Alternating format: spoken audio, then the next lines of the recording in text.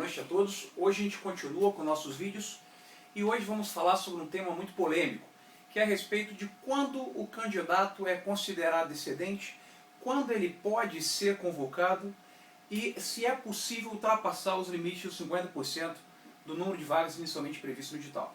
Bom, primeiramente eu digo o seguinte: o edital ele sai apresentando um certo número de vagas. Correto é isso, apesar de que muita gente, muito órgão ainda, solta o edital com cadastro de reserva. Isso é um absurdo, já tratamos disso em um outro vídeo, correto? O certo é ter um número mínimo previsto de vagas e colocar também no edital que as vagas que surgirem ao longo do prazo de validade do concurso, elas serão aproveitadas, porque afinal de contas, isso tem que ficar claro, a administração não precisa do contingente humano, de vocês, dos servidores públicos, para fazer rodar a máquina pública, para poder ser prestados serviços públicos, para poder ser exercido o poder de polícia. Então eu preciso dos servidores públicos. Então veja, todo ano alguns servidores são aposentados, são exonerados, são demitidos. Como é que eu faço? Eu preciso de servidor para poder recuperar isso aí. E aí eu tenho que fazer concurso público e aproveitar os candidatos que vão passando e que ficam, nesse cadastro de reserva. Legal? O que não pode ser feito, já fiz isso em outro vídeo, é terceirizar a função, contratar temporariamente, é colocar servidor comissionado para exercer função que é de cargo efetivo. Legal? Bom, vamos imaginar o seguinte: eu tive um concurso público onde estavam previstas 100 vagas. Legal? O edital, nesse concurso participaram 5.000 pessoas ou 10.000 pessoas. O edital ele vai prever várias chamadas cláusulas de barreiras.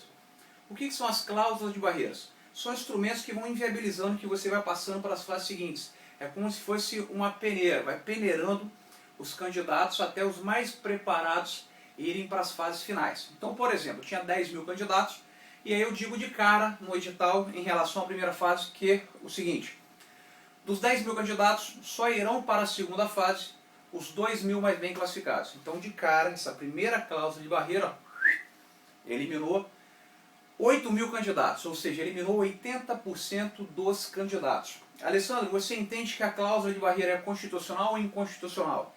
A depender do caso, entendo que ela é inconstitucional, mas o STF já teve uma decisão que ele entendeu que é lícita a presença das cláusulas de barreiras. Agora, é claro, ele analisou um caso concreto. Legal? Bom, então de cara, 8.000 candidatos foram eliminados. Bacana? Legal. Aí tem a segunda fase, que é a discursiva.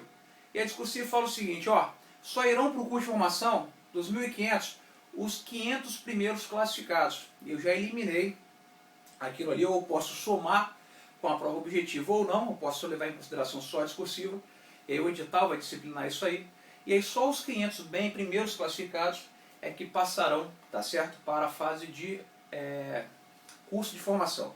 Bom, quem ficou fora das 500 primeiras colocações já está de cara eliminado. Bom, desculpem, o telefone tocou, mas eu vou continuar assim mesmo. Quem está fora, dos 500 primeiras posições, 500 primeiras posições, já está eliminado, não tem como ser aproveitado mais. Legal, esses 500 vão fazer um curso de formação. E vamos imaginar que desses 500, 400 foram aprovados e 100 foram reprovados no curso de formação. Beleza, como é que ficamos então? Eu tive 400 candidatos aprovados e aptos a serem chamados. Foram aprovados no concurso público. Inclusive isso conta como título para efeitos de pontos, de outros concursos públicos. A sua aprovação em concurso público é um título que pode ser utilizado, para poder aumentar sua pontuação em outro concurso que tenha exigido o título. Nesse exemplo nosso, por exemplo, não trabalhei com título. Bom, mas Alessandro, só são 100 vagas. Bom, se são 100 vagas, primeira coisa é o seguinte: os 100 primeiros classificados têm direito líquido e certo a serem chamados. O STJ, STF, toda a jurisprudência pátria tem um entendimento pacífico de que os candidatos aprovados dentro do número de vagas têm o direito de serem chamados, correto? Bom, então quer dizer que dentro do prazo de validade do concurso, a administração é obrigada a chamar esses 100 primeiros classificados. Legal. E em relação aos candidatos posicionados de 200 até 400, e esse contingente de 300 candidatos? Bom, eles foram aprovados no concurso público, eles fazem parte do chamado cadastro de reserva, eles podem ser aproveitados. Sou obrigado ou não a aproveitá-los? Esse é o grande lance. Aí você vai ter que analisar o seu concurso.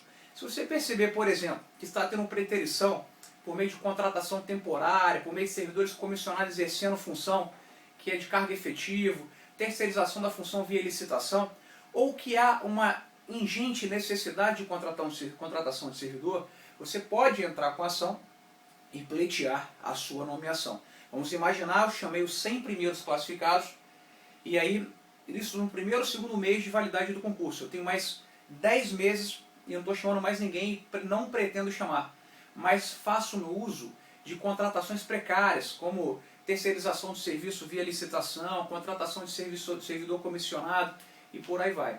Você demonstrando a necessidade de pessoal, e se você conseguir provar também que existem vagas decorrentes de aposentadoria, decorrentes de demissão, que isso acontece todo ano, você consegue demonstrar que há vagas, há necessidade, está havendo preterição, então você tem direito a ser chamado. Se vocês quiserem entrar num grupo coletivo e perceber que a situação é gravíssima, muitas pessoas estão sendo efetivamente lesadas, estão tendo o seu direito de ser chamados violados, vocês podem se reunir, representar junto ao Ministério Público para que ingresse com uma ação civil pública pleiteando, ou melhor, primeiramente recomendando ao órgão que convoque vocês, que nomeie vocês, caso existam essas irregularidades que eu falei. Pode trabalhar também junto ao Tribunal de Contas para que recomende a absorção de vocês. Agora, se vocês não tiveram o apoio do Tribunal de Contas, não tiveram o apoio também do Ministério Público, pode pleitear a Defensoria Pública para entrar numa ação também coletiva.